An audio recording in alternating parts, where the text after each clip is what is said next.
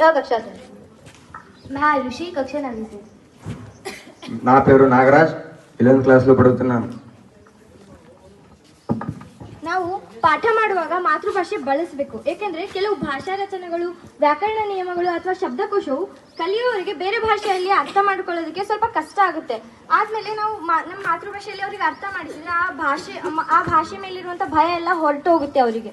विद्यार्थ्यांना वर्गात मातृभाषेचे उपयोग करले तर ते अधिक बरं वाटेल आणि ते जल्दी शिकू शकतात. నాకేం అనిపిస్తుందంటే విద్యార్థి మాతృభాషపై ఆధారపడవచ్చు. అనువాదం చేస్తుందంటే ఇంగ్లీష్ కష్టంగా పడవచ్చు. అంటే విద్యార్థి కంగారు పడవచ్చు. పాఠం బాగా చేస్తుంది. जैसा कि हम सब जानते हैं, अगर हम इंग्लिश भाषा को इंग्लिश में ही सीखेंगे, अंग्रेजी में, तब हमें उसके अंग्रेजी अर्थों का पता चलेगा.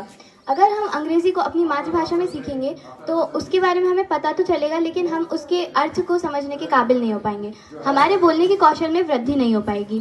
अगर हम उसे बोलना सीखेंगे तो हम अंतर्राष्ट्रीय कार्यालयों में भी अपनी अंग्रेजी भाषा का प्रतिनिधित्व कर पाएंगे. और इसके अलावा अगर हम ऐसे वातावरण में हैं जहां हमारी मातृभाषा का उपयोग नहीं होता, तो हम अंग्रेजी भाषा को अपने वार्तालाप के योग बना सकते हैं.